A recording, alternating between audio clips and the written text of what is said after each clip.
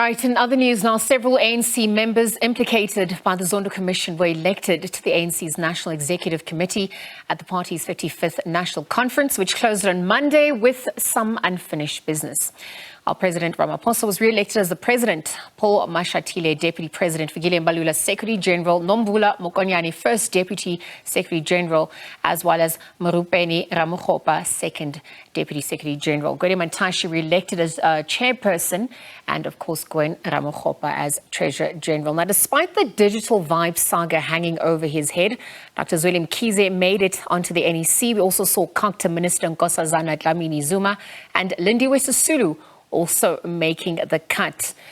We are joined by political analyst Dr. Ebrahim Harvey to weigh in further on the back of the 55th National Conference for the African National Congress. A very good afternoon to you, evening rather, Dr. Harvey. Thank you for joining us here on the SABC.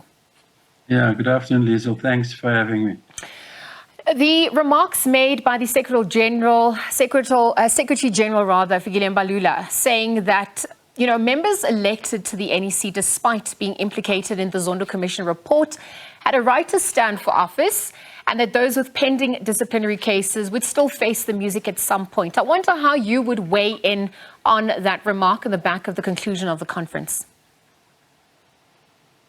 Yeah, well, it's potentially a serious problem, but it's not surprising, because you have to be cognizant of the fact that this is how the ANC is operated, There's a number of people that's on that. In fact, there are people in the top 7. I mean, Nomvula is just one of them, That there's dark clouds that hangs over regarding, the the report of Zondo Commission of Inquiry report. And this is how the NC operates, it's happened before.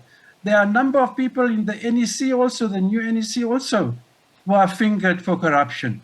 But I think probably the most glaring one has been, which is why I had difficulty accepting Nomvula Mokonyane's, nomination for the second Deputy General Secretary. I really thought that though Fabi Potgieter lacked governmental experience, I thought she was ethically and politically more solidly anchored for that position, And she's been in the head office all along as manager. So she knows the office of the Secretary General and the head office very well.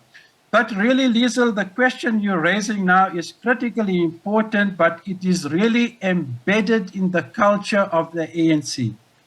You can see how Zuma came to office after he was fired by Mbeki in June 2005. They still voted for him in Kandla and in Polokwane when he beat Mbeki. So it's very deeply embedded in the culture of, they don't seem to care really. I remember often Motlanthe saying, yes, he concedes, and he says that's why we need political education. But I think it goes beyond the lack of political education. I think it's part of just how this slates and factionless politics plays itself out, especially that between the factions, over the past period.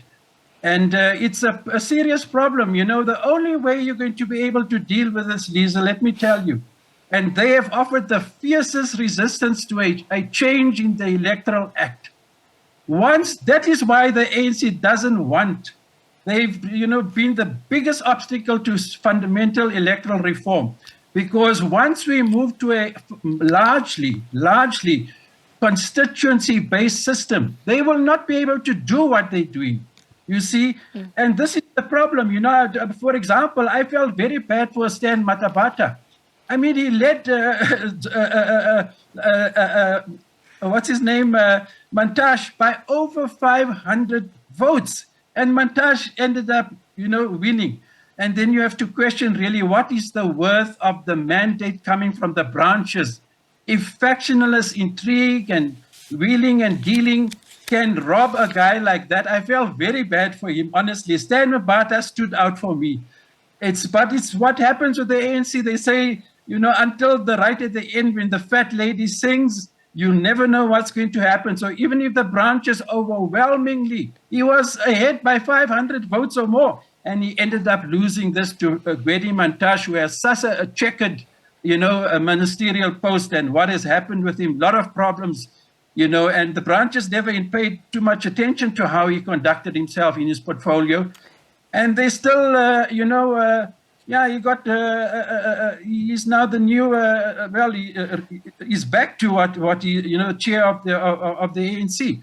I'm just to say it's a very deep problem with the political culture of the ANC, which will, however, change a lot if you change the Electoral Act and move to a constituency-based system, which is precisely why the ANC so fiercely rejected this thing, because it knows it's probably the end of the days for the ANC. If you look at the electoral declines that they've had, especially losing 2016 and 2021 in the powerhouse of production, Gauteng, can you imagine if you move to a constituency-based system? I can tell you now, the way things are so bad with the ANC, they will most likely lose the first election that is conducted on the base of that major shift.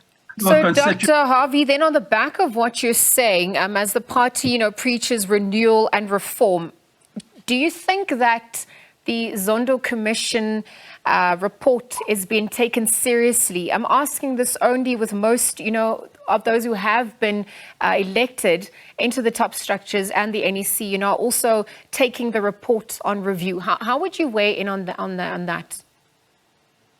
Well, I don't think it necessarily undermines the Zondo Commission. We have to remember that those reports have to be implemented, and Ramaphosa has sworn that they're going to be implemented. And, no doubt, he's taken long, but there's been significant strides made, with a number of people appearing in court, Brian Molefe and so on. But there's going to be tension continuously, you see, and you might think it's undermining the Zondo Commission of Inquiry's reports, and perhaps it does to some extent. But, remember that they have not yet, dealt with the recommendations. We got into the end of the year.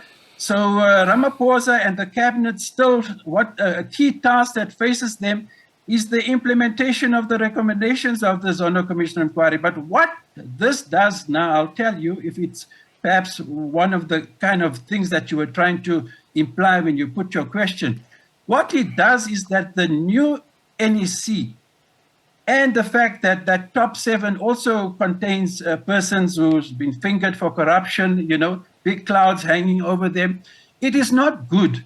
Because you would have thought that with the background of the Zondo Commission of Inquiry, yet its recommendations still have to be implemented, but it's made a major shift. I'll tell you, the Zondo Commission of Inquiry will go down in history as the first, serious, judicial attempt to get to the roots of corruption and to combat this pandemic in this country, really.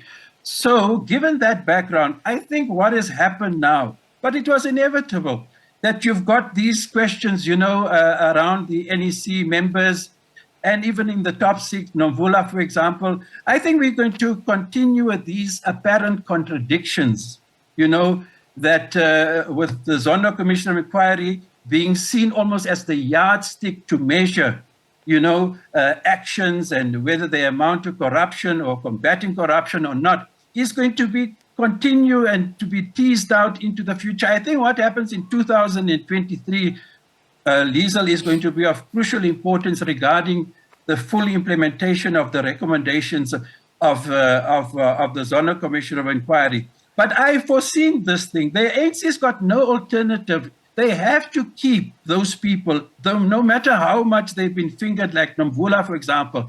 The ANC remains in power because it has to strike a delicate balance between the factions. And, can you imagine what would have happened if these people, if Nomvula was denied, and she never got into the top 7, and these other NEC members who have clouds hanging over them never made it into the NEC. Oh, you'd have a war in the ANC.